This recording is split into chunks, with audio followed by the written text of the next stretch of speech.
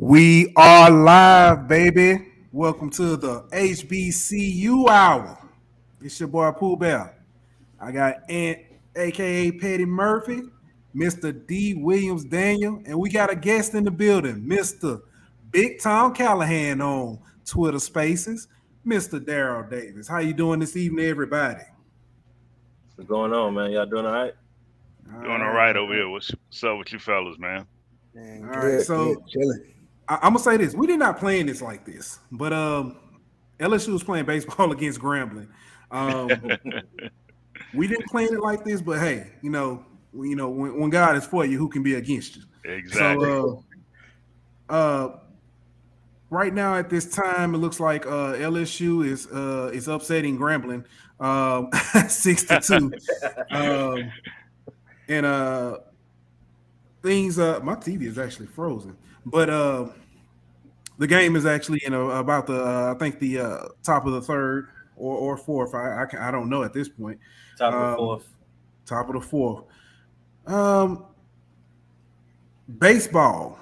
We're gonna start there. We're gonna get it rolling there first.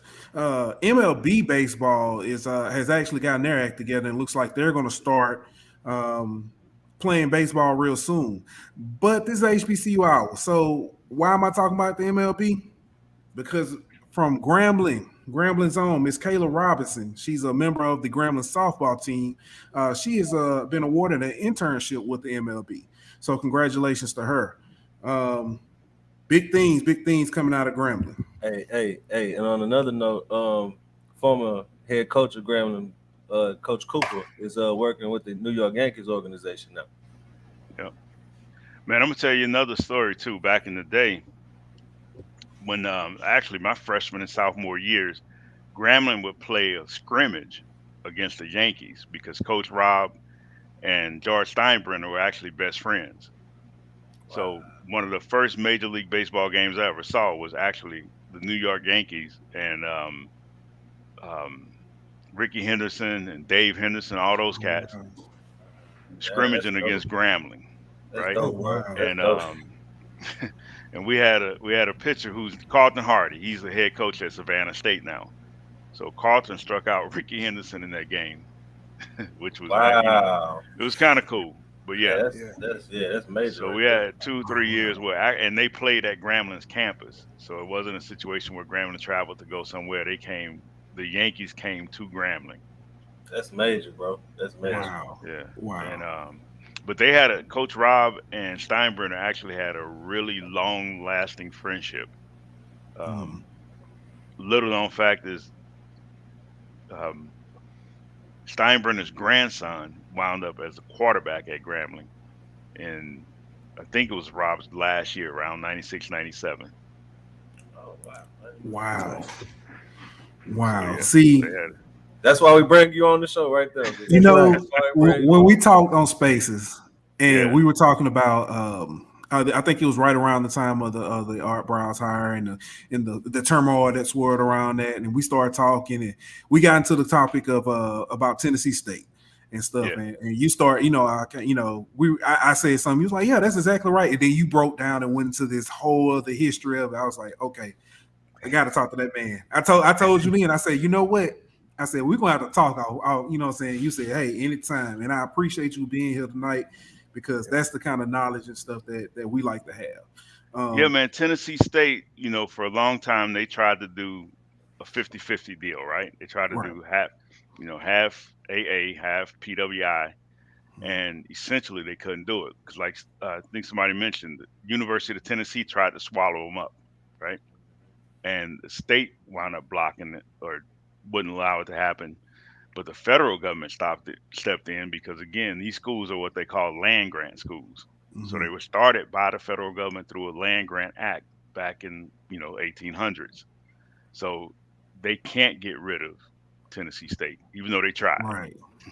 They Right. tried, Right. and And I do. hell, Yeah. we know a lot. They tried. They tried. Yeah, yeah, They that's tried to fact. get rid of Grambling. Yeah, They Yeah. tried to Grambling. In Louisiana itself is is probably the only state set up the way it's set up. Right? There's what 10 different boards almost, or every school used to have their own board. Grambling had their own board at one point. Southern has their own board of trustees. Um, Obviously, the University of Louisiana has their own board of trustees, and LSU has its own board of trustees. So at one point, they did wind up merging most of these boards now, because I know that Grambling falls under the University of Louisiana system now, hmm right? yep, So at that point, they wanted to change the name to University of Louisiana at Grambling, University of Louisiana at Monroe, at Lafayette. There was no way in the world Grambling alumni were going to go for that. That is Grambling State University, regardless of who runs the board, right? Mm. And it's going to be that way. So it stayed Yeah. that way. yeah, facts. Listen. Listen. I can sit here. You know what? We can end the show right now. I've learned. I've learned more than I thought I was going to learn already. Man, I'm gonna tell y'all a wild story. This is crazy, bro. This happened in '91, right? Mhm. So in 1991, we had a we had an event on Grambling campus. It was called Black Friday, right?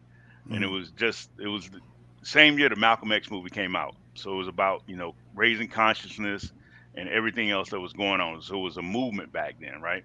So you Right. had the Malcolm X movie that came out. You had um, Fight the Power, not Fight the Power. I'm sorry, Do the Right Thing that came out. Yeah. Um, so it was a conscious movement that was going on, right? So we had this event on campus called Black Friday, and one of the speakers at the event was a white guy. It was his name was John Morgan, and he was a student trustee member of the University of Louisiana Trustee Board, right? So he was a student member of the trustee board. He was a student at ULL, or back then USL, University of Louisiana Lafayette now. Well, anyway, he was the keynote speaker. So that started an issue because now you got a guy who's a non-black person speaking at a black awareness rally, so to speak, right? Mhm. So you had factions that caused problems, and there was a group of people who rushed the stage, coming after the speaker, Oh literally wow. coming, charging him, saying, "Hey, we're not having this," right?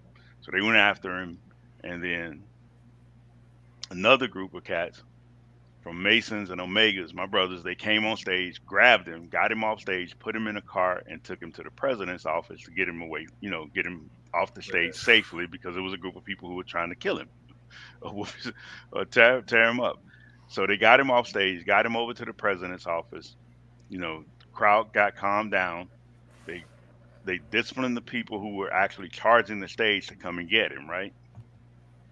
Now, fast forward probably 20 some odd years later, around 2004, 2005, 15, a lot of years later, I was in a comedy club in Wichita, Kansas, and this guy was on stage telling jokes, and he was hilarious. He was called a Raging Cajun, right? From Plaquemine, Louisiana. And I'm cracking up at his jokes, right? Because I'm the only one in the audience that's getting his jokes. He's making a lot of jokes about Louisiana. So at the end of the show, he's like, "Man, I noticed you cracked up at all of my jokes." I'm like, "Man, you're funny, right?" And he bought me a beer, and we started just talking at the table. And he says, "So you from Louisiana?" I said, "Yeah, I'm from New Orleans." I said, "So where you from?" He said, "Hey, I'm from Plaquemines Parish." I'm like, "Oh, okay. I know a lot of people over in Plaquemines Parish." So when we got to talking, he said, I told him, "Hey, I went to Grambling." He says, "Man, I was at Grambling. I was a keynote speaker at a rally at Grambling my senior year in college at USL." I'm like, "Are you kidding me?" He said, "Yeah." He said, he said, "There was a group of people that rushed the stage, and there was a group of people that stopped them from rushing the stage and grabbed me and put me to safety." I said, "Yeah, I was in that group that rushed the stage to stop them from getting you." I said, it was me and my brothers Wow. that put you in the car. He said, oh man. So we got to talking, and literally, like I said, this was 20 years later. His name is John Morgan. Y'all can look him up today. John Morgan Comedy. He's a comedian, That's crazy, and we dog. saved him and really had this encounter with this cat 20 some odd years later after that situation happened on Wow. campus. That's crazy. Wow. But yeah, and it Wow. was a chance meeting at a comedy club. And That's the crazy. kid graduated from Louisiana Lafayette, and I think he went to medical school, but then wound up being a comedian. He's a stand-up comedian now. Yeah, Wow. that's Crazy. dope. Wow. Mr. Darrell, first of all, like I said, we're 10 minutes in, and this has already been incredible. I Definitely. started this off wrong. Can you tell us a little bit more about yourself? You know, your affiliation with Grambling, and everything. Because I mean, as we know, I mean, I can go ahead and guess history professor. No, I'm just kidding. But this has been like I said, this has been great. No, man. So obviously, Grambling alum. Um, Spent all of my years in sales primarily, right? And once I graduated from Grambling, wound up in Wichita, Kansas, for 13 years, right? Imagine that, a guy who's literally never been out of Louisiana now spends the next 13 years in Wichita, Kansas. It was very cold when I got there. And there were plenty of times when I wanted to just get the hell out. I wanted to leave because it was just too cold, right? I wound up going to grad school there and building my career there. Doing my last 6 years there, I was actually sent across the country. So I spent a year in LA, a year in New York, a year in Dallas, and a year in Albuquerque, New Mexico. So I was just volunteering for assignments around the country, going to develop markets. And eventually, after when Katrina hit, it was an opportunity for me to come back home, see about my family, make sure everybody was good. So I came home, wound up staying back in New Orleans for another year and a half, and then found my way to Atlanta, and here I am now, Oh wow. and That's been here since what, '07, I guess. awesome. So yeah, What kind of sales you're in, Mr. Darrell? I'm in technology sales, so No. Okay. everything it takes to run a business, whether it's a small business or enterprise, I Okay. sell that technology. So Nice. um, I don't I don't necessarily want to plug the company, but we're Oh a yeah. national They're not a brand, sponsor right? yet. They're not a Yeah, they're sponsor Yeah. not a yet. sponsor. Let's get We're them on. national.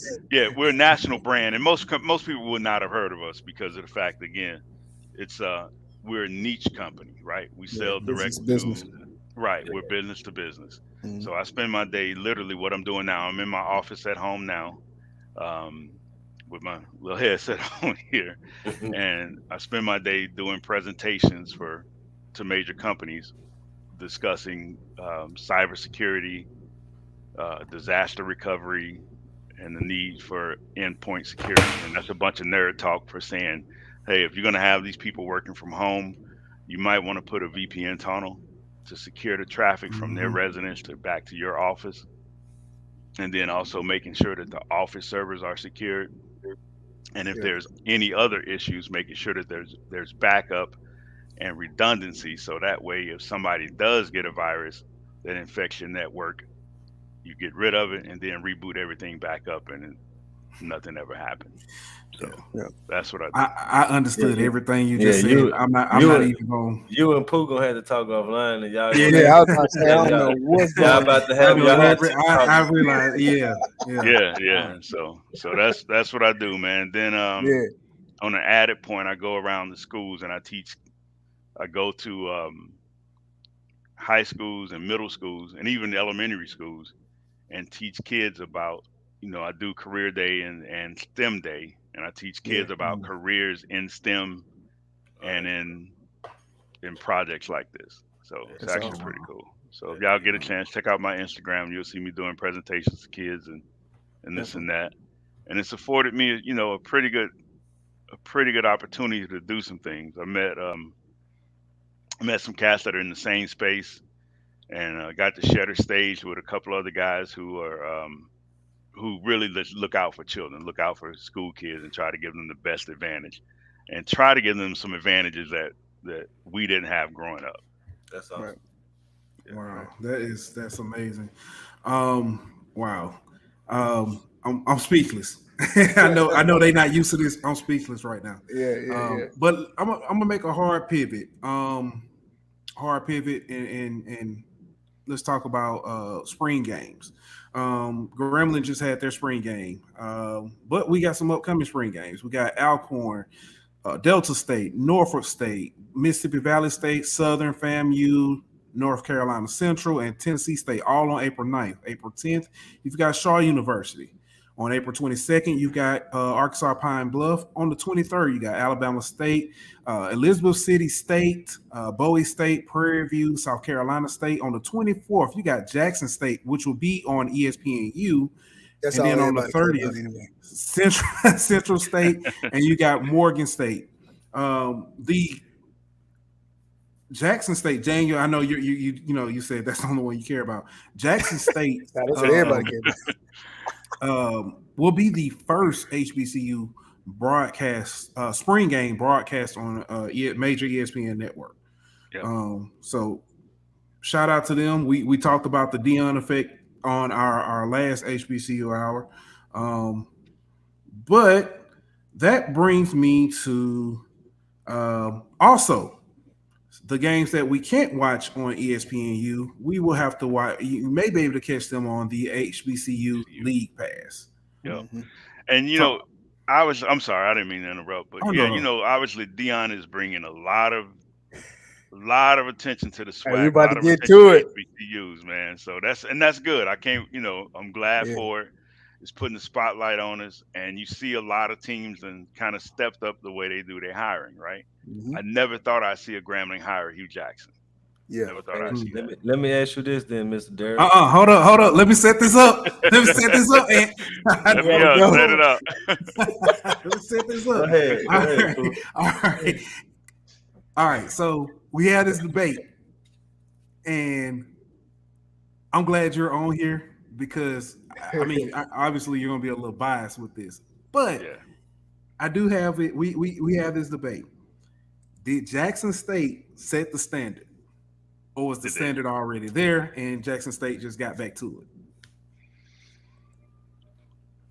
All right, so I know what everybody thinks, right? Check this out, Mr. Darrell. Before you go, I'm gonna say this. What I personally said was the standard was set before Dion ever arrived at Jackson State. Bingo. What Dion doing at Jackson State right now, Fobbs did that at Grambling. Right. You know what I mean? And he actually did a little more. Broderick Fobbs, the coach before Hugh Jackson, he actually did it. You know what I mean? He brought in big name transfers from P5s. He won the SWAC. He went to the Celebration Bowl. He did it multiple times. You know what I mean? So he did it. The only difference is he wasn't Deion Sanders, so it wasn't publicized that way. Hey, wait. And there's only one Deion Sanders. Now that I can say, one. that's true. That's true. Dion is a master marketer. Dion is a master marketer, and he's brought that marketing ability to Jackson State. Now, don't get me wrong, Dion can coach, and he's got a staff over there that's excellent too. One of my homeboys on that staff played at Northeast, matter of fact, and he's a running back coach over there. Alan Ricard played for the Cowboys and played for Baltimore. But anyway, Dion is doing great over there. He's doing wonderful things. That standard was set by Coach Robinson. Oh yeah, Coach Rob had a relationship not just with Steinbrenner, but with also Tom Landry. Right, Tom Landry will be on our campus giving clinics all the time. There were players from the Cowboys, the Saints, and teams regionally that would show up on campus. Russell Maryland was on campus a lot, giving clinics to D linemen, right? You had a bunch of players, and if you guys ever in that area, right, stop by campus, just go to the Eddie Robinson Museum. I guarantee you it'll change your life. I guarantee you'll see things you never thought you'd see. You never know these people were HBCU players. Yeah, more Hall of Famers than anywhere, bro. Hey, more Hall of Famers than anywhere. And again, but Coach Rob set that standard. These schools are now following in the footsteps. And it's great to see. I'm glad to see this. I'm glad to see that Now you got Dion at Jackson State. You've got Bubba McDowell at Prairie View, right?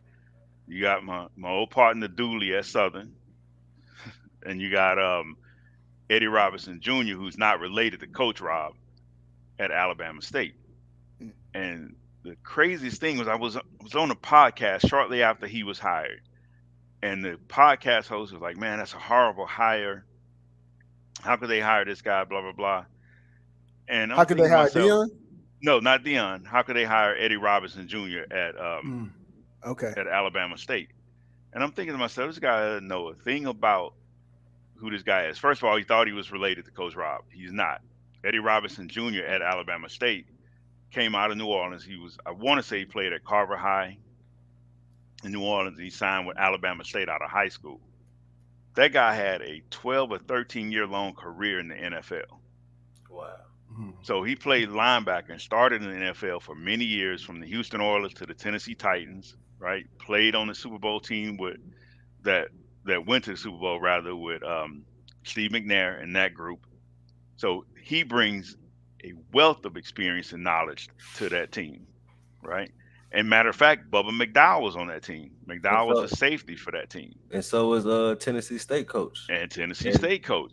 So you had Eddie George, of course. Yeah. Oh man, I should have brought this. I have a picture with Eddie George from I want to say 2002 when I was in New York. But yeah, it's a picture of me standing with Eddie George. But anyway, you got Prairie View that's ramping up their situation. You got Alabama State that's ramping up theirs, and of course Alabama A&M with Cornell Maynard. He's not to be discounted. They had they had a great season last year, and they're going to continue to be well. Now, so I think the SWAC itself is going to be uber competitive this year. Yeah. Now, obviously, I'm biased. I know with the class we brought in and the transfers we brought in, I think Grambling may be the cream of the crop, even better than Jackson State. I know people are gonna give me a side eye. Bro. Talk your stuff. I'm expecting it. I'm expecting the side eye. But here's why I say that. I think my quarterback is actually more experienced than Shedeur Sanders. Right? My quarterback is gonna be a kid from UCLA. Yeah, he was a freshman. He got tutelage under Chip Kelly over there. He's a more natural passer. Okay. And now you couple that with the running game Grambling has, with the transfer from Nebraska, and these other big receivers they already had on campus who were either, high school freshmen coming in, true freshmen, or transfers. The old saying is we're loaded for bear. So I welcome that Jackson State challenge. There you go. I like it. Let me ask you a quick question too. Go right ahead. Okay, Blake, Are You Serious Sports just posed a pretty good question. I wanted to kind of keep it on Jackson State real quick. Do you think Dion leaves if Florida State comes calling? What do you think about that, Mr. Darrell? I don't think he leaves until after Shedeur graduates. Okay. Or turns pro. Could you see him going if let's just say Florida State comes open next year or in the year after that? Could you see him taking that job and bringing Shedeur with him? I can see that too. Because again, transfer portal. Not just transfer portal, but that home always tugs at your heart, right? And I know Dion's heart is at Florida State. He had a passion for Florida State. He applied for that job before he got the Jackson State job. He's been in the works for that job. And one thing I think people miss about Dion had his own high school in the Dallas metro area, Dallas-Fort Worth area. And Dion was a hell of a coach. And I think people are discounting his actual coaching ability, right? He's got that ability not just to teach DBs, but he knows that he's going to know the defense and he's going to know tendencies of the offense. So I like what Dion's doing. I'm a big fan of his and never was a Cowboy fan, but I'm a fan of what Dion not just doing at Jackson State, but what he's doing along the way, what he did in Dallas at the high school, and how he actually mentored Dez Bryant until at one point he had to cut him loose and let him fly on his own. And if y'all don't know that story, you gotta Google that one, man. But Deion was a big factor in Dez Bryant's life. And not only that, man, Deion, some of the guys I played with at a small university, Louisiana College in Alexandria, he mentored a couple of guys that I actually played with from the Dallas metro area.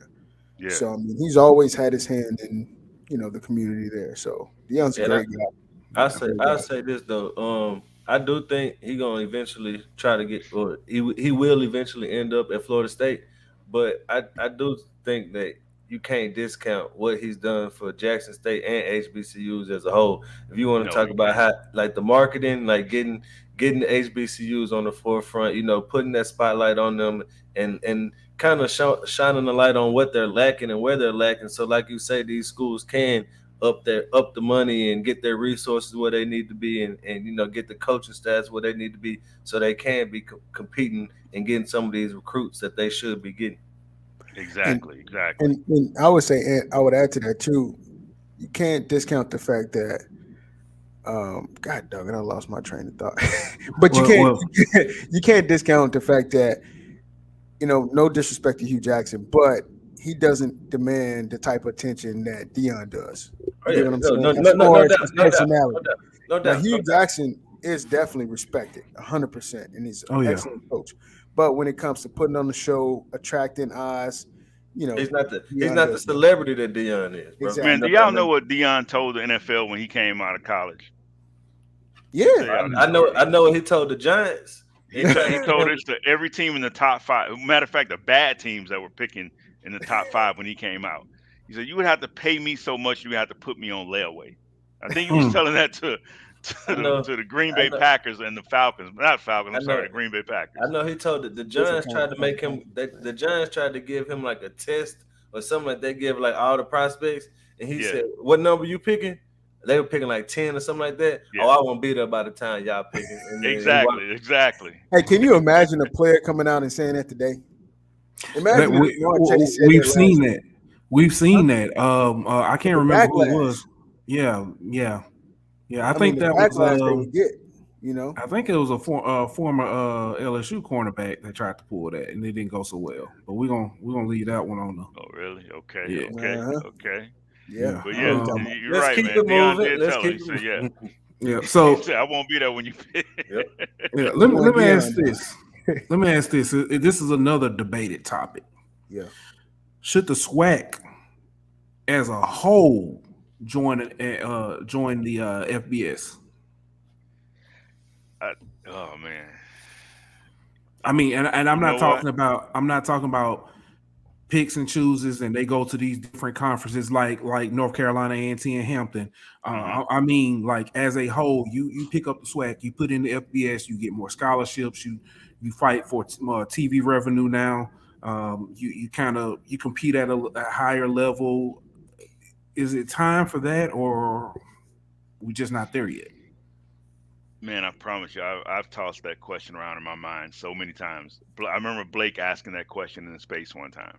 Mm-hmm. And I agree with a lot of these points, right? You take the entire division, entire SWAC, the entire conference, bump them up to FBS. Yeah, they are going to generate more revenue. You'll get the conference tie-ins to any bowl games. You'll get obviously TV contracts. So I can see it being beneficial the whole way. Mm-hmm. I get it. The traditionalist in me says, hey, maybe we should stick where we are. Mm-hmm. But look, I'm all about growth, man. Let's go. And we all pull each other up, and let's go ahead and go to FBS. And to be honest, I believe they're heading that way. Mm-hmm. But the one thing I don't want to see Grambling and any other these other SWAC schools doing what, let's say, Savannah State did a few years ago.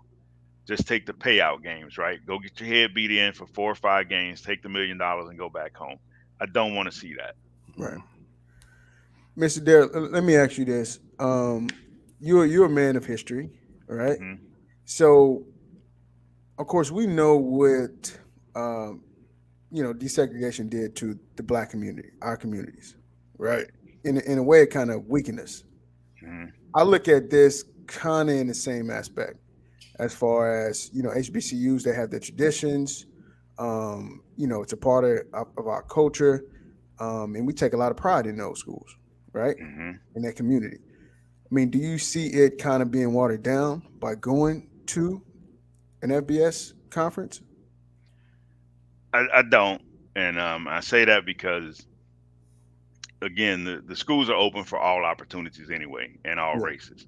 of And course. I think we're seeing some, a splattering of different races or minorities, so to speak, in these schools anyway, right? Yeah, and And when I say desegregation, I don't mean like only yeah, I know what you're we can saying. go there, but yeah, Yeah, I'm talking yeah. It's tradition more it's wise. more like assimilation is really what Yeah, hurt us in a way when we try to assimilate ourselves into their societies in a way. right. We forgot But everything about us. Yeah, we've exactly.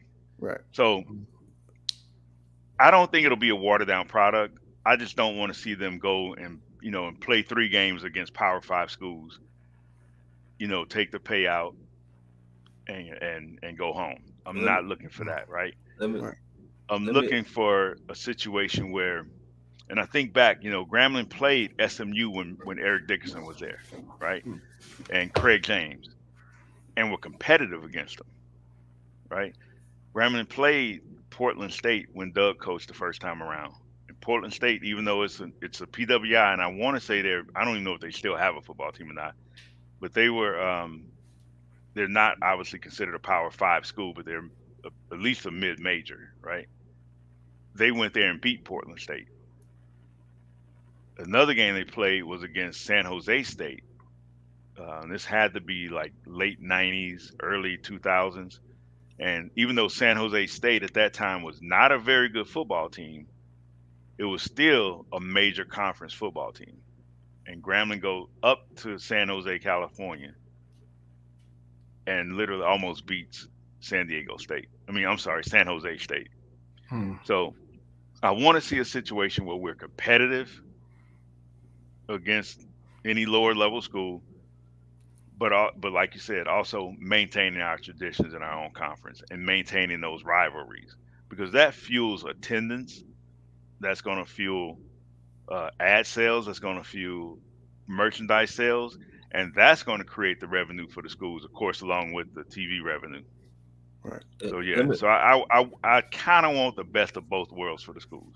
let me say this. Definitely understand that. You got a school in my hometown right up the road from Grambling. Yeah, Tony. I was gonna mention that. They almost beat Arizona a few years ago on the fives. I But remember that.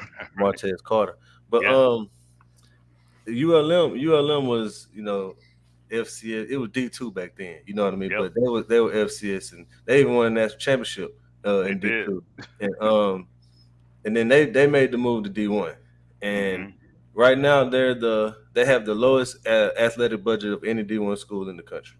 Hmm. Um, and they like you talked about taking those money games just so you can get the money to fund all the other athletic programs at the school. That's why ULM plays Alabama, Texas, Army, every year. And like this Right. upcoming year, they got 3 of those money games. So I think whenever you look at what it takes to move from FCS to FBS and getting 22 extra scholarships for football, and so that means you have to get 22 extra women's sports scholarships. That's 44 scholarships that you have to pay for every year. And does the money from the TV deals and all that, is it worth it? You know what I mean, to have to fund more sports, because you can't give 22 scholarships to women's sports without creating other programs. You know what I mean? So Right. you had to pay for those programs, you had to fund those programs, you had to pay for travel for those programs and all those kind of things. So is it worth it just so you can say you're competing at the FBS level when like Mr. Darrell said, you can just be one of those teams at the FCS level like App State was a few years ago, like Right. North Dakota State is, that they're always competitive. If they do play FBS school, the FBS team is worried. You know what I mean? And so Hmm. you can stay at the FCS level and become that quote unquote powerhouse at the FCS level and have the best of both worlds. That's correct, and I wholeheartedly agree with you, man. And look, I remember I was in Grambling when Northeast at that time was very competitive. Obviously, Stan Humphries and them boys. Stan Humphries, quarterback, and Eagles coach. What's his name? Doug Peterson. Yeah, Doug Doug Peterson. Peterson was there. Bubba And there was Briscoe. another cat who was in between Humphreys and Peterson. He was a dual threat quarterback. I forget his name, but he was super good for Northeast. And they had back then Northeast had that quarterback. I forget his name. They had this other cat named Larry Wiggum, and I think Wiggum played receiver he played DB for them. That's right. Wiggum played for New England. He played for the Patriots in the league for several years. Well, anyway, they were around ruling. the time. Is that the time Joe Prophet was here? Around that time? Around that time, yeah. They were ruling 1AA at that time. Northeast was killing it, right? And they played Delaware State, the Blue Hens, in the playoffs that year. So we went to see them play. They lost to Delaware State, but the very next year they were back in that and they won it. So yeah, you can be a powerhouse at your level, and when that happened, when Northeast or Louisiana Monroe moved to Division I, a bunch of my buddies was like, man, that's not a great move. And it turns out it's not, right? And look, they were ruling that division. They were have good. that debate. Like we have the people around Monroe have that debate almost every year. Is it time to just drop back down to FCS? Is it time to just drop back down to FCS? Because like when you talk about having the facilities to compete with everybody else at the FBS level, ULM is severely lacking. You know what I mean? Right. When you talk about having the money to go get the best coach, when you talk about all this kind of stuff, ULM can't compete. And that's, in my opinion, that's what's going to happen to some of these SWAC schools if you go up to the FBS level. Let's take Alcorn right now. I'm not want to pick on Alcorn, but they're having a tough time right now. Right. So what's going to happen if you go up to an FBS level? It's going to make it even tougher for that type of school. So I think you should just say where you're at right now, and maybe 5-10 years down the line, if you keep this trajectory of what Dion's doing at Jackson State and what he's causing these other schools to have to do at their own school, then maybe in 5-10 years they'll be able to make this step. But I think it's too soon right now. I agree. If I'm not mistaken, Alcorn won the SWAC 2-3 years ago before COVID. Yeah. Right. Alcorn's got a great program, man. Yeah, they won it before COVID, and one reason why they didn't compete during the spring COVID season, they couldn't afford an athletic trainer. They started the season last year not being there, and Dion and Jackson State had to help them with all that. Exactly. So I didn't look at it from that point of view, but that's something to think about, because I do remember the story. Tradition-rich program, man. You talking about Steve McNair, Donald Driver. Mm-hmm. I mean, you had some greats come out of that program. Yeah, I remember. Let me ask you this. Go ahead, Pooh. No, I was going to finish up with that. I remember talking about the money games with ULM. I remember. I remember it was the RG3 year. ULM played. They beat Ole Miss. It wasn't the RG3 year. It was the year after RG3. Oh, the year after, because I know that they beat Arkansas the first game of this season. Yeah, they almost beat Auburn, and then they played Baylor. They played Baylor at ULM, and that's when Bryce Petty was the quarterback and for Baylor. And they almost pulled the upset. And they were saying those 3 games basically were their entire athletic budget for the year. That's 100% correct. Yeah. Wow. All right. Go ahead. Let me ask you, whenever those teams do move up, you're talking about ULM, and do they get money for moving up? I mean, yeah, the conference that you join. Then see, this is another thing, and that I don't know how it would work with the SWAC moving up the title. Like the conference, the conference pays our schools every year. You know what I mean? Like for their revenue that they bring in. So the bigger conference you join, the more money you're going to get from that conference, obviously. So they do get more money in a sense by moving up. But the problem is that doesn't offset the cost of moving up. Gotcha. You see what I'm saying? Like, you got to increase attendance. You have to increase the size of your stadium. Yep. And like Ann said, you've got to now also fund women's athletic programs on the same level. It's 44 scholarships a year that you got to pay for on top of resources and all that, and travel for these other programs and all that kind of stuff. And not to mention travel for those other programs, but that's 22 more players that you got to accommodate for when the football team travels. You know what I mean? That's 22 more equipment, 22 more things of equipment, 22, all this kind of stuff that a lot of people don't take into consideration. Makes sense.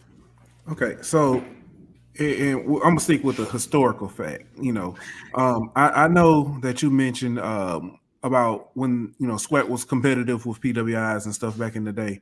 I heard rumors and stories about being secret games between SWAT members and PWIs, and those and PWIs got sent home. Tails tucked. Because they got beat, but it was like it was not to be talked about. Oh yeah, it couldn't be talked about, man. I mean, look, man, there was nothing more we wanted in the 80s and 90s than to play Louisiana Tech, Louisiana Monroe, Northwestern State, wherever, right? Even you play for Grambling, right, Mr. Darrell? I was a walk-on, yeah. Okay. I was a walk-on, man. Yeah. So yeah, it was. We wanted to play them, and it was. It wasn't to be. The schools wouldn't play us then, and that's a shame. Grambling and Louisiana Tech, 2.5 miles apart, and didn't play each other back then, right? Now, I think they played a couple of years ago, and it was one of the largest games in the area, from my understanding. And it was actually a competitive game too. Hey, the three biggest crowds in ULM history, 2 or 3 of them are Grambling. Right. So yeah. So now they're beginning to play each other, and that's great. I want to see that. I want to see those schools play, and I want to see. And I caught your remark last night too in the spaces, saying Grambling can bring it to Northeast and we'll get it. Okay. Oh, yeah, I remember your comment. I said, I'm gonna have to check him on that one tonight. But yeah. But I think we bring the wood to y'all, bro. Especially this year coming. Hey, I wouldn't be surprised, but I'm always down for ULM ground game. Yeah, man, that's gonna be one. Especially, look, man, I really do believe that this year, and maybe even possibly within the next 2 years, Grambling is gonna be one of the most exciting teams to watch, not just in the SWAC, but in football, period. Yeah. And people can say what they want to say about Hugh Jackson's record in the pros. That's the NFL. That's the best of the best, right? And we do know that they were paying coaches to lose games now. They were paying coaches to lose games, exactly. And let's look at Nick Saban's record in the pros if we want to go that route. Exactly. That's why I could care less about what Hugh did in the NFL. This man is bringing a wealth of knowledge to little old country Grambling that started in Grambling or Bastrop, Louisiana, right? So I'm waiting for that school. I'm waiting for their offense to explode and see that J-State game where you're going to see and to me, I'm going to be honest, the best game I ever saw in my life that I want to see is that 9-6 LSU Alabama game, right? I like to see defensive struggles like that. But I'm looking for Jackson State and Grambling to put up, 56, 55 points in that game each.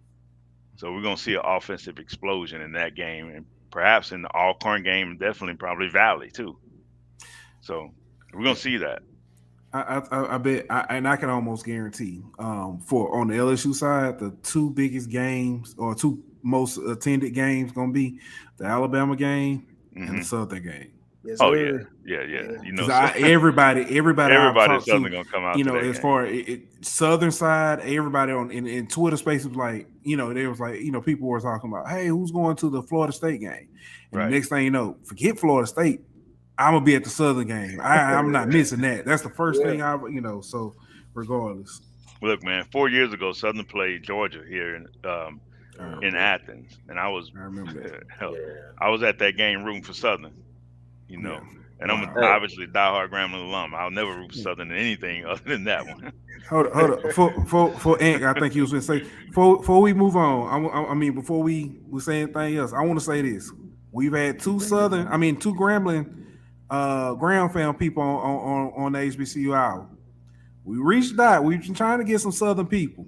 Southern, y'all gonna mess around.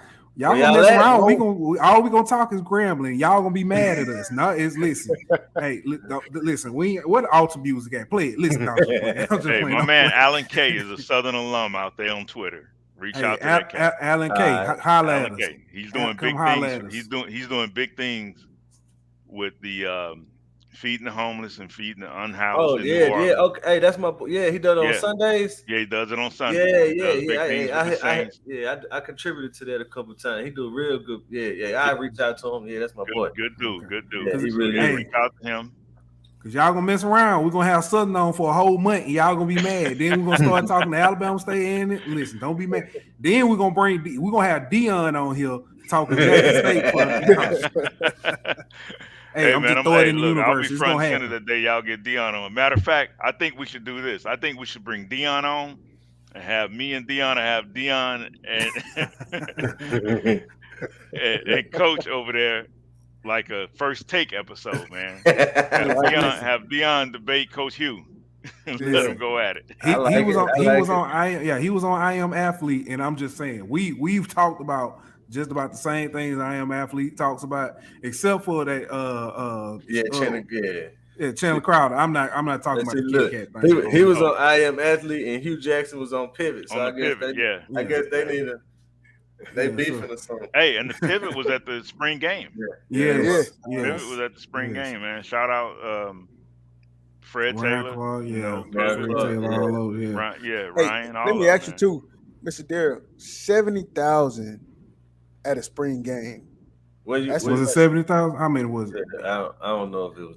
It's been all over the place, man. I've heard everywhere from 7 to 10,000 to 70,000. I heard the number that was in the local paper said over 5,000.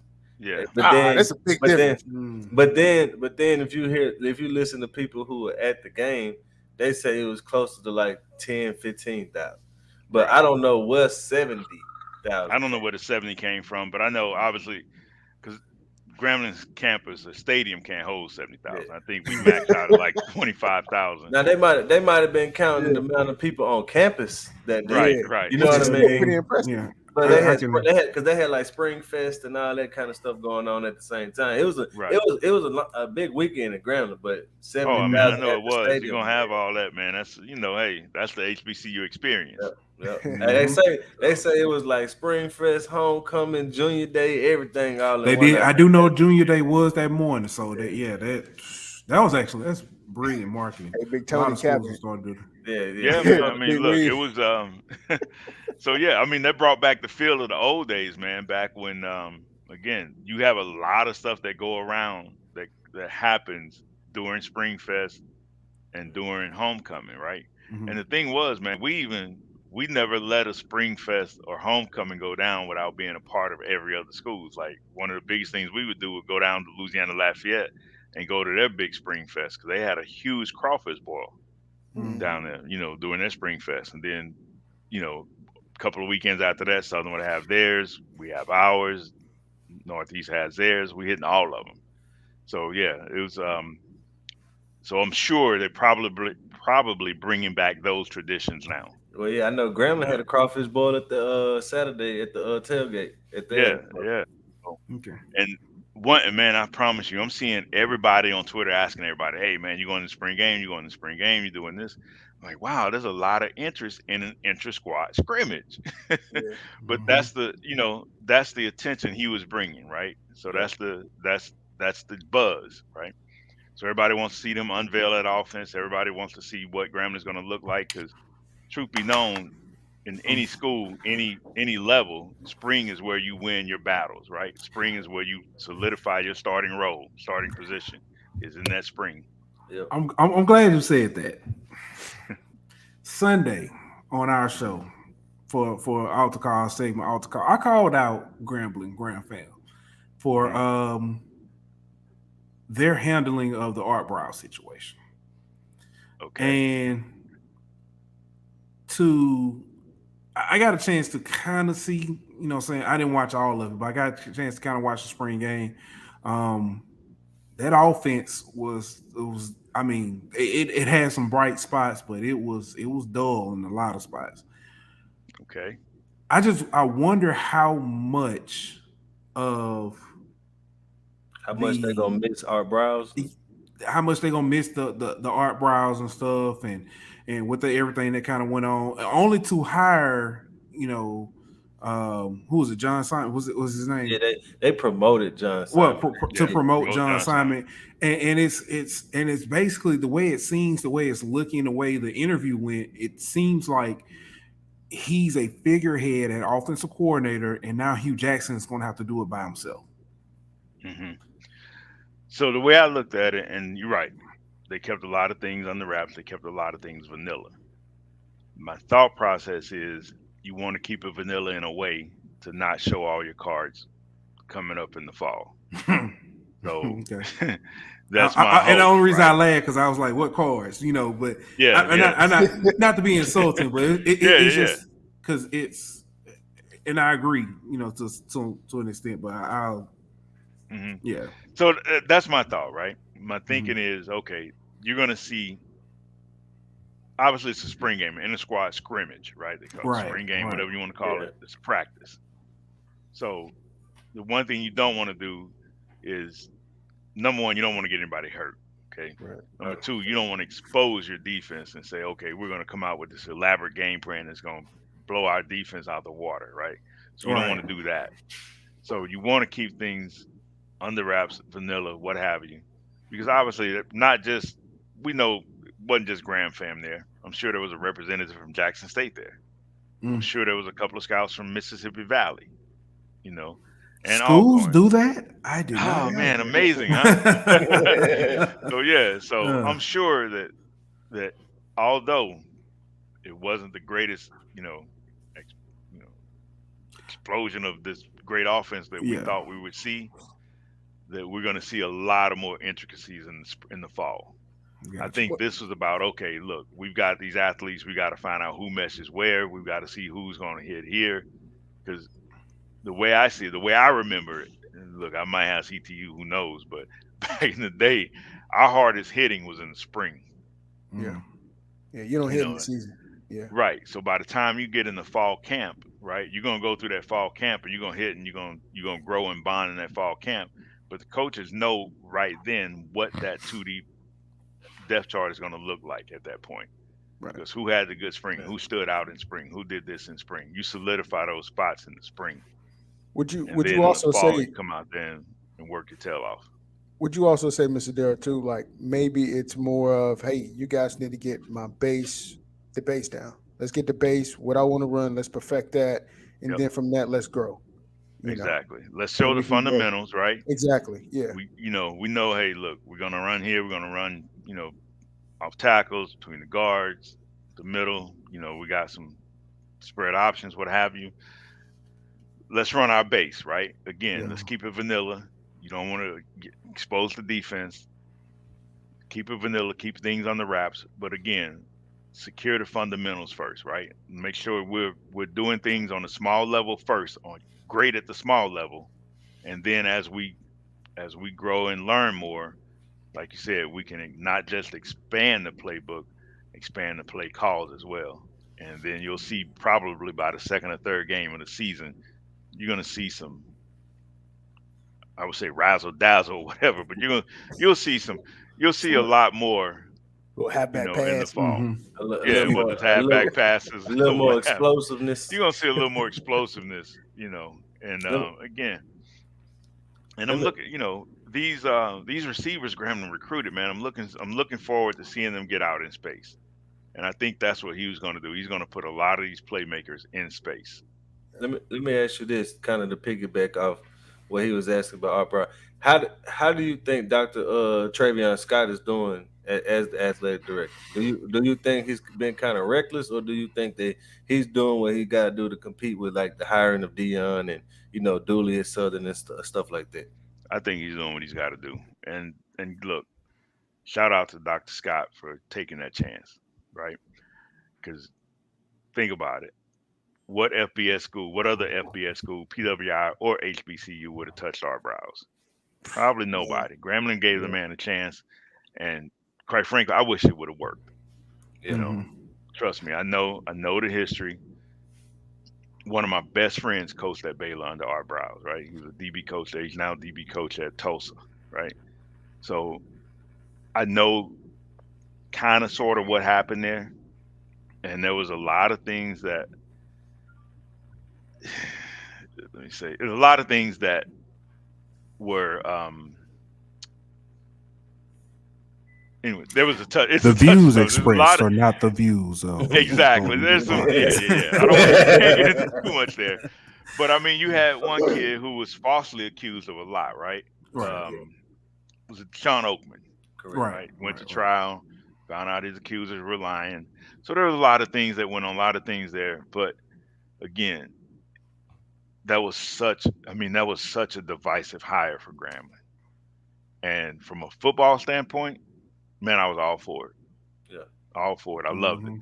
And even from a personal standpoint, I loved it. I'm like, let's give the guy a second chance. It's a PR nightmare, though. It was a PR nightmare. It was a PR nightmare. And I heard everything, man. I heard, well, Coach Rob is going to turn over in his grave. This is a slap in the face to the women of the university. Grambling and nobody's wrong. School.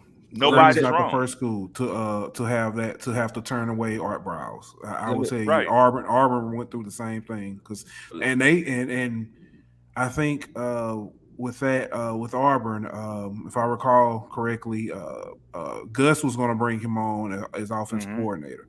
And as soon as I don't even think he got the thought through his head, and then it was like, well, offense, are you serious? And then it became he's going to be an analyst, and Auburn boosters were like, no way. And so again, Grambling, I can't fault Grambling for necessarily that, but then at the same time, some of it.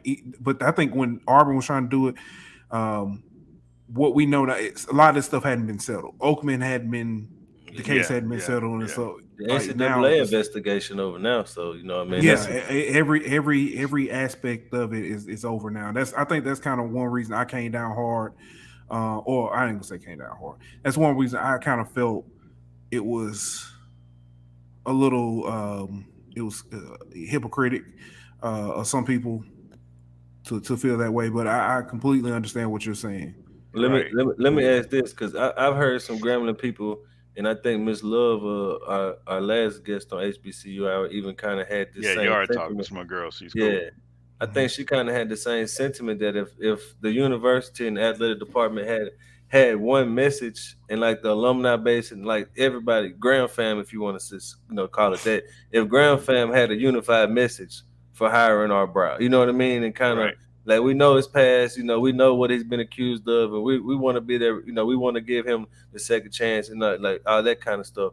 Do you think that would have helped, or do you think that definitely would have helped? You think spurring it on the fan base and the alumni the way that they did, kind of almost like the certain alumni felt like disrespected, that they didn't, like, you know what I mean, that they didn't, or that you didn't at least give me the courtesy of letting me know that this is where y'all was going, or something like that. Right. And you're right. I think it should have been a collective effort. I think they should have. And Art was there, I think, 2 weeks before they even announced the hire. It was rumors he was going to be there. Everybody had it out, and while those rumors were swirling, he was actually coaching. And then another thing, I think, my bad for interrupting, but another thing was, like, the day before they announced, or 2 days before they announced it, they came out and said there was no truth to the rumor, or that they hired Art Browse or something along. And then like 2 days later, it gets. So I think like that kind of stuff is what made it even worse. It was. I mean, it was poorly rolled out. And as we say in the corporate world, it was probably poorly rolled out, and a lot of those missteps could have been avoided. So it was that was a tough hire for Grambling. I'm sure it was, but yeah, it was. Again, from a football standpoint, I get it, and like I said, I know Grambling was not the only school looking to hire him, and if we even look at some of the other coaches who have, let's say, failed or have fell down but now pulled themselves back up. Who's the Arkansas coach that coached at Atlanta Falcons? Bobby Petrino. He's now coaching at where? Southwest Missouri. I mean, you got Hugh Freeze. You got Hugh Freeze at Liberty. You got Terry Bowden at ULM. Terry Bowden. Yeah. Now his is a little more quiet kept, but Terry Bowden had some controversy. That's the reason he was out at Auburn as well. Okay, that I didn't know. Yeah, you're gonna talk about that. You're gonna hit me up. We'll talk offline. Yeah, for sure. But yeah, so I mean, nobody's perfect, and I don't want to use that excuse, but yeah, it's people deserve second chance. So let's just say that. I And agree. I think Art should have gotten a second chance. Tony. All right, so let's it seems like a lot of our topics tonight have a little, saying controversy or a little messiness about them. Daniel came up with all these topics. Hey, can we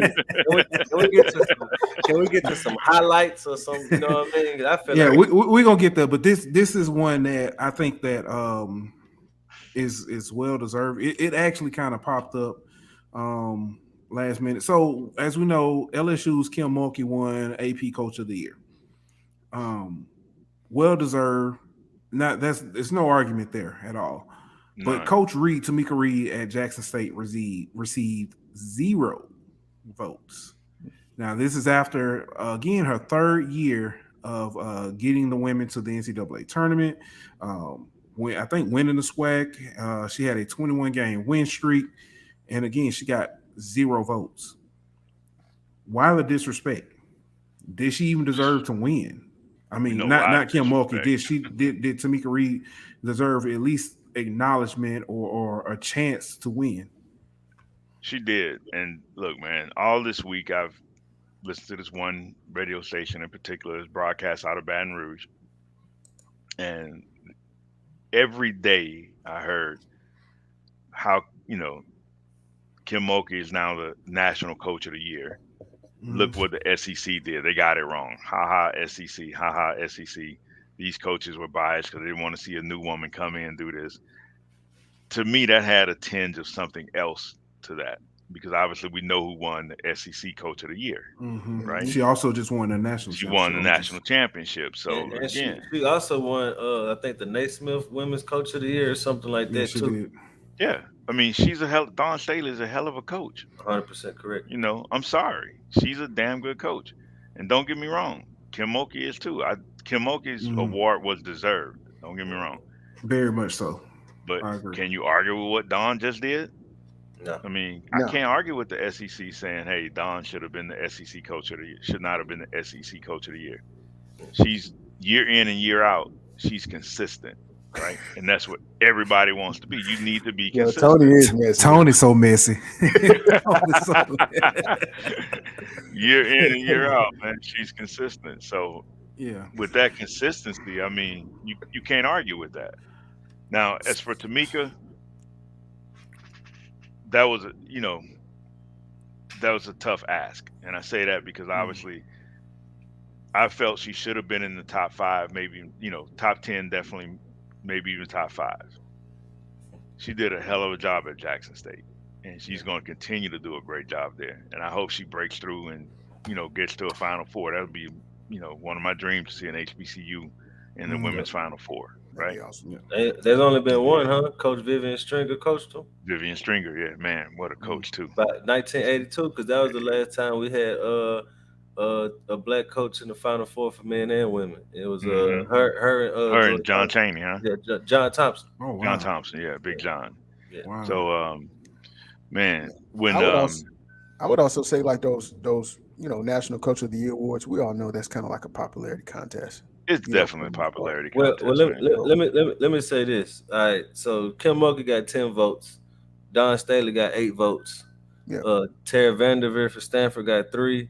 Nikki Colleen at Baylor got 2. Wes Moore for NC State got 2. Michigan coach got 1. Kentucky coach got 1. Florida coach got 1. BYU coach got 1. And Texas coach got 1. And Tara's been doing it a long time at Stanford. So yeah. I mean, yeah. I'm not saying that any of these. I'm not saying any of these coaches didn't have a good, season, and didn't deserve to get votes. But you mean to tell me Tamika Reed couldn't get 1 vote? Yeah. 21 games. I don't care what conference you in. And bro, like undefeated in conference, like there's some things that I don't care who you playing. It's hard to do, bro. We praised Wichita State that year that they went undefeated until I forgot who they ran into. I want to say like Kentucky or somebody, but they were the favorite that year. I don't know how, but anyway, but yeah. But I mean, man, if you think about it, and I'm sorry to interrupt you, Pooh, but how in football they say there's a West Coast bias because people on the East Coast don't watch the late night West Coast games, right? I'm sure these voters were not watching Jackson State games and they just saw Jackson State pop up in the tournament, Yeah, and more than likely these votes were probably counted before the tournament began. yeah, I'm It's assuming. true. yeah. And see that's a whole different debate for another day when you talk about who gets to vote on some of these awards, you know. Exactly. But hey, I Exactly. want Pooh, go ahead and talk about her comments that she made. And Yeah, so Coach Reed did stir up she's a little um controversy, I guess. I guess yesterday. She made a tweet that says sometimes when the house isn't big enough, you have to move. And of course, Ooh. we know the statement what What Kim said to her. Kim said to her. We know that she is one um, at Jackson State and may not necessarily be receiving the compensation that she deserves, no matter the level. You know, for the for the product she's put out. But it turns out it looks like that tweet was everything because I've been kind of diving through. Um, it was Much to simply do about about a nothing. yeah, it was literally about a house. Someone said she was watching Love It or Listed on HGTV when she wrote that. Someone said it was about players in the transfer Yeah. portal. Either way, as Mhm. far as I can tell, she's not going anywhere. She did use what Kim Mulkey said, or Jackson State used it as a part of their hype to get boosters to start donating more. So it was a great campaign, and it was very well played on their part and her part. Oh yeah. Um, but And again, Jackson State has the National Marketer of the Year on their campus. That's right. yeah, and This man built and a brand. and he's sending his daughter to play for her too. Right. Well, Exactly. I'll say this though, that AD got to get some credit, bro. Like Yeah. that AD got to get credit for bringing in Coach Reed, for bringing in Deion Sanders, and bringing in Mo Williams too to Mo coach men's Williams, yeah. basketball. Yeah. You know what I mean? Like we talked about Dr. Travion Scott and what he's done at Grambling, but that guy over there at Jackson State's doing pretty good too. The It's pretty AD and the impressive. former president of Jackson State, they Yeah, they they um they had the forethought to hire Dion long before Dion took the job. yeah. Mm. And then And yeah, they had the forethought to hire Dion before they announced he took the job. Let's say hey, that. hey, Pooh, it's another AD from HBCU school doing pretty big things, huh? Yeah, yeah. Good segue. Um, Dillard's own Dr. Kiki Baker Barnes. She was appointed commissioner of the Gulf Coast Athletic Conference. She's the first black woman, excuse me, appointed to this position. And the GCAC falls under the NAIA. So I know because I know a lot of people are telling this. So, GCAC. I'm sorry. The NAIA is probably a conference a lot of us hadn't heard of, or a lot of people hadn't heard of, but it is the I guess you could say Division II NCAA. But they fall on the GCAC falls under the NAIA and it's entirely comprised of HBCUs. Y'all say it three times fast. But congratulations Entirely to comprised, huh? But that's good. yes. Congratulations to Dr. Kiki Baker Barnes. Dillard has been doing some good things. We mentioned them, for their sports and stuff. She was also, if you look at it, they have added. We talked about it on the last HBCU hour. They added men's and women's tennis, indoor men's and women indoor track, um, uh, competitive cheer, competitive dance, and they're in baseball next season. So she's definitely done her thing. Hey, when I looked her up, she was like hired as the school's women's basketball coach and athletic director, like after Katrina or something like. So Wow. what she had to do in that job role like is amazing, and to see that school, having those programs after where they were when she got hired is she deserves all the credit she's getting. Okay. All right. Man, yeah. So Shout out to her. I mean, I know they've added sports at Dillard and Xavier, mhm. and for those two schools to now be not just competitive, but having one of their coaches be hired for, I mean, the AD to be hired for a commissioner of a conference, or a position within the conference, that's huge. I keep telling y'all, if you never been to a DU Xavier basketball game, listen, I'm gonna have to go check it out. it's where you want to be. It is, man. Back in the day, well, at least when I was a younger man, a young whippersnapper. Yeah. To keep things rolling on, pun intended, the SWAC Women's Bowling Championship was last Sunday, I believe. Alabama State versus Southern were in the championship. Alabama State ended up winning, and they were pretty much guaranteed a top 16 spot in the NCAA tournament for bowling. And I've got to go back and check and see where that stands now. For the SWAC bowling tournament, all tournament team, it was comprised of Miss Savannah Razor from Alabama State, Miss Stephanie Vasquez from Prairie View A&M, Miss Asia Wren from Prairie View A&M, Miss Jordan Ship from Florida A&M, and Miss Juliana Recon from Jackson State. So congratulations to all of them. Congratulations to Alabama State. Best wishes. I have to go back and say it. Like I said, I owe y'all a due out to go check on the status of that, how they're doing. Now moving on to rolling on again. A different type of rolling, huh? Yes.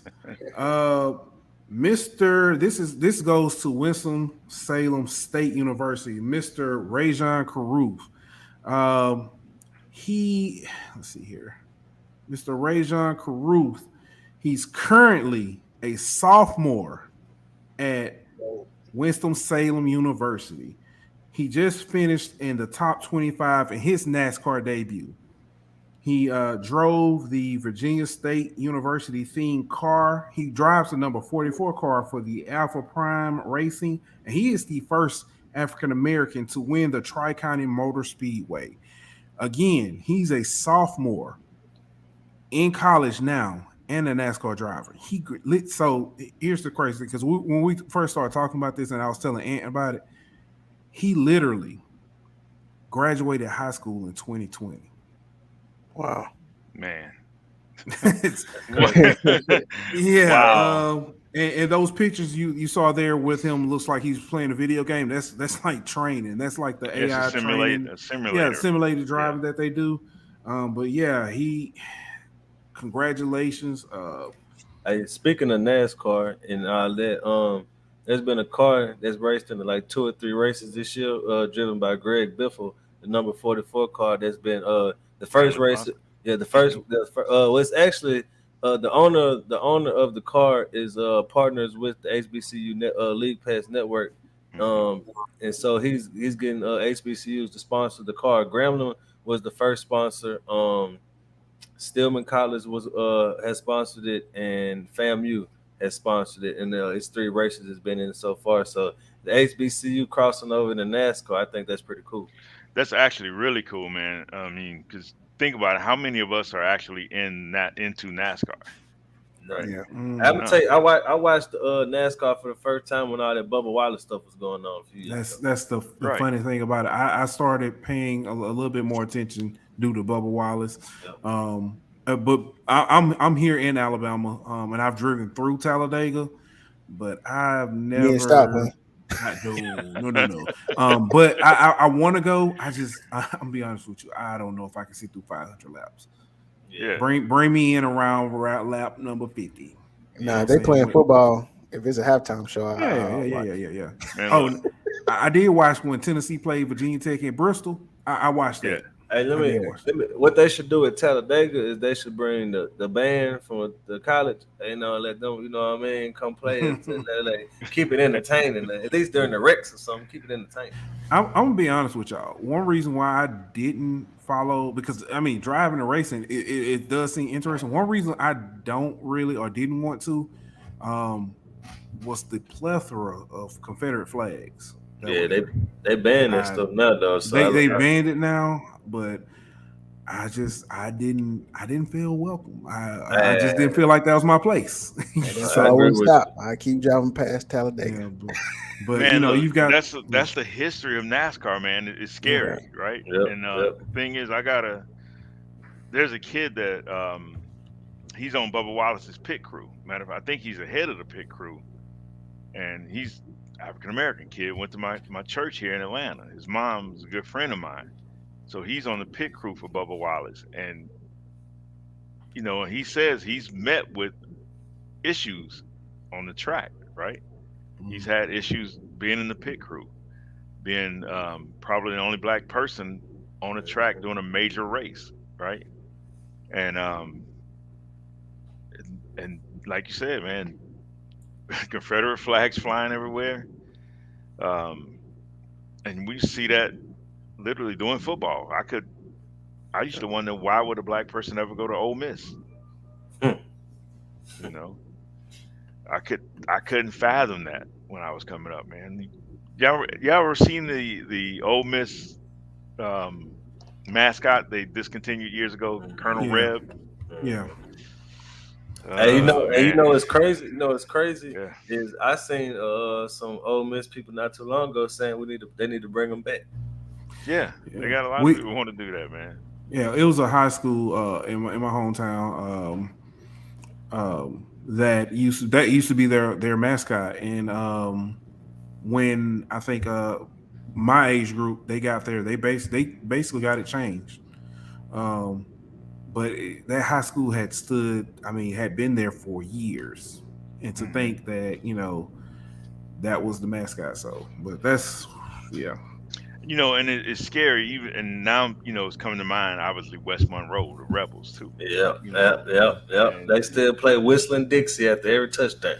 yeah, that's cringeworthy, man. I mean, we've Yep. come a long way, and we still got a long way to go. Let me just say right. that. Yeah. And I think But that they time to West Monroe did something similar though. They banned the Confederate flags from the stadium and from because the students used to drive it on their cars before games. Like you can't do all that stuff anymore. So they are making an effort. But right. the fact is, the effort came 2015. You know what I mean? Like Yeah, Mhm. what was all this energy 20, 30 years ago? Or right, longer. You know right. what I mean? But And the name Rebels themselves, right? That yeah. name evokes Hmm. stereotypical images or From the racist Confederacy. images. Yeah. Yeah. Yeah. All right. So, one of the last things that we had on the docket today was the HBCU All Star basketball game that happened on Sunday. It was the first time that there was a HBCU All Star basketball game. It took place in New Orleans, which we know was the site of the Final Four in the national championship. Though the guys who did make the All Star game basically got a pro day. They Hmm. pro day slash combine style, activities, and then got to display their skills in the game. And it was televised on ABC. I mean, I'm sorry, on CBS. So congratulations to them. It was a really good game. Hmm. Um, My question about all this: what took so long? I mean, Hey, man, we've had let me. talent come out of HBCUs forever and a day, man. Well, that You goes know, back to this question: Did the what Dion is doing for the football side, did that cross over into HBCUs as a whole? You know what I mean? hmm What he was able to. I know it wasn't just him, but the HBCU combine that they started a couple years ago, and you know what I mean, like all the things that it looks like the NCAA is doing to try to include HBCUs in with the rest of the schools. It kind of makes it seem like Dion kind of started all of that. well, I won't And say Dion started all that. I got to give a it's the shout cool out to thing to do Doug, to and do I got to give a shout out to Doug Williams, of the Grambling Legends, and Shaq and all them Shaq boys. Harris, definitely, man, for what they've done with the HBCU Hall of Fame here in Atlanta, what they did with the Coach Rob Museum in Grambling, and the things that they're doing to put HBCUs at the forefront. And I think they were doing these things before Dion came along, right? Yeah, yeah. But So then, like we said, Dion just puts the cameras on it. You know what I Dion mean? puts the cameras. Dion, man, look, everywhere he goes, he's gonna draw a crowd, right? And there's what's that show? HBCU Game Day. You know, not to single them out, but without Jackson State, I don't know if they would exist. But anyway, um, you've got Dion pushing the narrative over there at Jackson State. You've got cameras following him everywhere. So yeah, it's bringing a lot of attention to what we're doing, a lot of attention to HBCUs. But again, Shaq Harris and Doug Williams, what they're doing over there. And again, I know I'm biased, but I like what they're doing. And again, they helped create the football All Star game, Mhm. and now we got a basketball All Star game. And think about the talent that's come out of HBCUs in basketball, man. Bobby Fields from Southern, you know, Avery Johnson. not just Avery Johnson, right?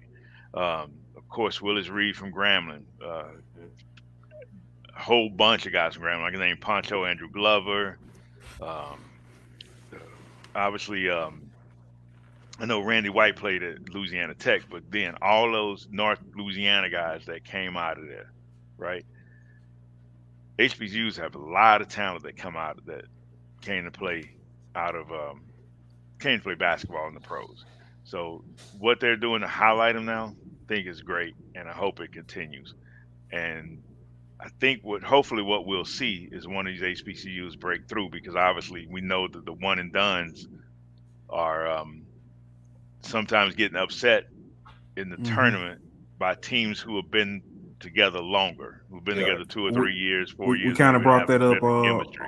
Yeah, we brought that up on the Golden Boot podcast about. Right. It was a little bit different. We were It's talking more the about base, the mid majors, but same Yeah. idea. Same thing. More Yeah. than one way to win in college basketball. Right. Yeah. Because what Southern beat Duke. What was it? 10 years ago, 15 years ago. It was a while back. Southern played. Was it Duke in the NCAAs and beat them? Or Yeah, I think I was still in or high was it school three? whenever that happened. Yeah, I that was don't know. my bad, man. I'm sorry. I do. Yeah, my bad. I do know this. 2010, yeah. I do know this because we brought it up on earlier pods. Texas Southern beat Florida by 15 earlier this Earlier season. this year, yeah. If I'm not, and I can't. I know a couple years ago, Howard beat I forget, but it was a big name blue blood. Gremlin beat a big name blue blood, and this was like in the regular season. We're seeing this, especially early in the season. So, I mean, I know when it hits tournament time, you can throw all that, what happened in the regular season away. Yeah. But yeah, it's. I mean, the talent is there. It's just having at the right time. So, well, I think that, and I think once you see schools start doing like Texas Southern getting Johnny Jones in there, we see Mo Williams with Jackson State, and when some of these other schools, we've seen it on the football side. We've seen it on the football side. Once we start seeing that on the basketball side, I think we'll start seeing that level of competition get raised also. Exactly. One of my favorite memes or videos is the coach at North Carolina A&T after they beat ECU, and he was like, "Bring me my money." That was man, coach. He used to coach he was coach at Grambling the year before that. Wow. Yeah. Man, I forget his name now, but yeah, he was again another underrated coach though, because that guy coached at Duke, he coached at Florida for Steve Spurrier, brought his offense to Grambling. It was a run-based offense, but he won a lot of games at Grambling when he was there. You talking about Spears? Not Spears. He was after Spears. It was he was the coach before Doug's second stint. It was what's that man? Yeah, he went to A&T, and he left Grambling the day after signing day, and we knew he was going to A&T. I can't think. I forget his name too. I know you're talking about. Yeah. But hell of he was a good coach. Yeah, he was a good coach. Yeah, he was. Yeah, hell of a coach. So yeah, they like I said, once you get that level coming up in basketball, you're gonna see that talent break out, man. Because there's been talent along, like I said, it's been talent along the way, in HBCU basketball. Again, like I said, everybody knows Avery Johnson, late great Bobby Fields.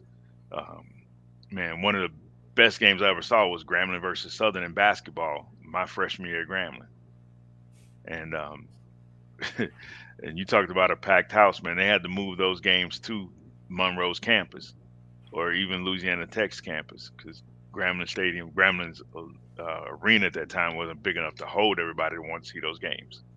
So they had talent on top of talent for those two schools that were playing.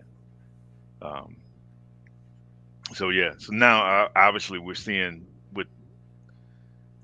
with NBA having smaller rosters, right? It's tough to see HBCU players break through, but I think we are going to see more and more come through in the later years because now with the transfer portals, you're going to have people transferring from Power Five schools to probably HBCUs. Right. You're gonna see a great talent come out of there. And what was that? The number one kid in the country a couple of years ago chose to go to Howard. Yeah, I know. Thon Maker went to Howard, and then I can't think of the other guy who was talking about who flirted with going to a HBCU. I can't remember his name, but you talking about Mikey Williams? Yeah. Where did he end up going, or is he still? He's still in high school. Okay, I think he's a senior, right?